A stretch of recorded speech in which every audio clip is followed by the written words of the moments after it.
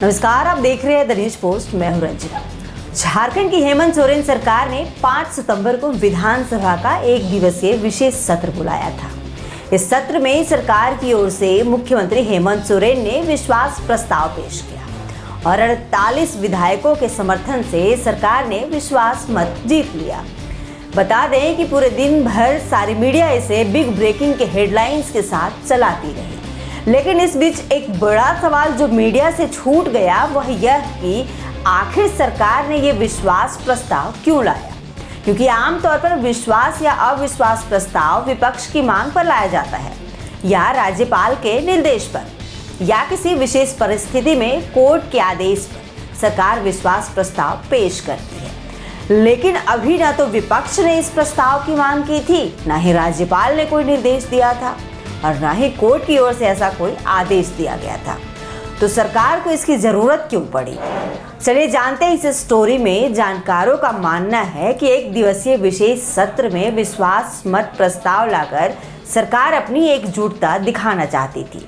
इस प्रस्ताव के साथ ही सरकार राजभवन में दबाव बढ़ाना चाहती थी ताकि राज्यपाल हेमंत सोरेन से जुड़े मामले का पत्र जल्द सार्वजनिक करने को मजबूर हो जाए। सरकार ने दिखा दिया कि बहुमत अभी भी उनके साथ है। भारत निर्वाचन आयोग का फैसला अगर हेमंत सोरेन के खिलाफ भी आता है तब भी हमारे पास पर्याप्त बहुमत है। सत्र के दौरान विश्वास प्रस्ताव लाकर सरकार ने दिखा दिया कि पूरी यूपीए एकजुट है। सरकार में टूट की बात महज एक विपक्ष और मीडिया की अफवाह है। सरकार के इस कदम में विपक्ष पूरी तरह बैकफुट में नजर आ रही है।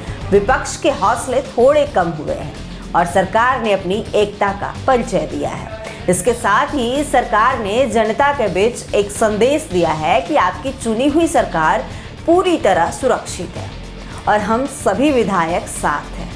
सरकार के इस विश्वास प्रस्ताव के पीछे सबसे बड़ा कारण कांग्रेस विधायकों को माना जा रहा है। चलिए पहले उन घटनाक्रम को समझते हैं जिनके चलते ऐसी स्थिति उत्पन्न हुई। 29 जुलाई को कांग्रेस के 3 विधायक इरफान अंसारी, नमन विकसल कोंगाड़ी और राजेश कच्छप 48 लाख रुपए के साथ पकड़े गए। कोलकाता पुलिस ने उन तीनों को गिरफ्तार किया था। इसके बाद खबरें चली कि तीनों विधायकों को ये पैसे हेमंत सोरेन की सरकार गिराने के बदले में मिले थे। इसके खिलाफ कांग्रेस के ही विधायक अनूप सिंह उर्फ जयमंगल सिंह ने मामला भी दर्ज कराया। ये भी बताया जा रहा था कि इन विधायकों के संपर्क में कांग्रेस के और भी विधायक थे। मामला दर्ज कराने वाले विधायक अनूप सिंह ने भी सरकार गिराने के बदले मंत्री पद और 10 करोड़ रुपए मिलने की बात कही थी।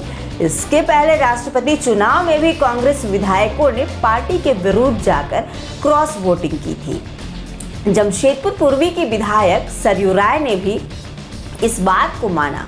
उन्होंने कहा कि कांग्रेस के विधायकों को बस में बंद करके पहले रायपुर भेजा गया, फिर बस में बंद करके ही हाउस में लाया गया और जबरदस्ती बेमन से उन विधायकों से समर्थन ले लिया गया।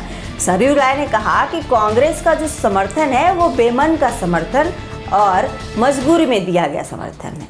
सरयू राय ने कहा कि राज्य में मुख्यमंत्री के लिए ये अनुकूल संदेश नहीं गया।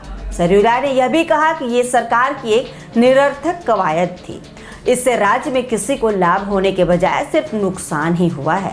उन्होंने कहा कि सदन बुलाना बेमतलब था और जिस तरह सदन बुलाकर सरकार ने अपने खिलाफ ही विश्वास प्रस्ताव पेश किया वो संदेह खड़ा करता है। ये सब मामला चल ही रहा था कि चुनाव आयोग ने खनन लीज मामले में मुख्यमंत्री हेमंत सोरेन के खिलाफ सुनवाई पूरी हुई और इस मामले में चुनाव आयोग ने फैसला सुरक्षित रख लिया है। फिर अचानक खबर चलना शुरू हुआ कि चुनाव आयोग ने अपना फैसला राज्यपाल को सौंप दिया है और राज्यपाल कभी भी फैसला सुना सकते हैं। राज्यपाल के फैसले के बारे में खबरें चली कि फैसला मुख्यमंत्री के खिलाफ आ सकता है और अगर फैसला सीएम हेमंत के खिलाफ आता है तो उन्हें इस्तीफा देना पड़ सकता है। खबरें जोर पकड़ने लगी, सीएम हाउस तक भी खबरें पहुंची। इसके बाद सीएम हाउस में विधायकों के बैठकों का दौर चालू हो गया। मुख्यमंत्री हेमंत सोरेन को सबसे बड़ी चिंता थी कि अगर उनकी सदस्यता जाती है तो कहीं विधायकों में कोई फूट न पड़ जाए। साथ ही बीजेपी द्वारा विधायकों की खरीद फरोख्त का भी उन्हें डर था, क्योंकि समय समय पर इस बारे में यूपीए की ओर से इस बारे में कहा जाता रहा है। मुख्यमंत्री हेमंत सोरेन को सबसे ज्यादा चिंता झारखंड मुक्ति मोर्चा के विधायकों से नहीं बल्कि कांग्रेस विधायकों से थी। ऐसा राज्य में पिछले घटनाक्रम को देखते हुए माना भी जा सकता है। आपके लिए खबर लिखी थी हमारे सहयोगी विशाल ने। कैमरे के पीछे हमारे सहयोगी संतोष है। हमें इजाजत दीजिएगा। नमस्ते।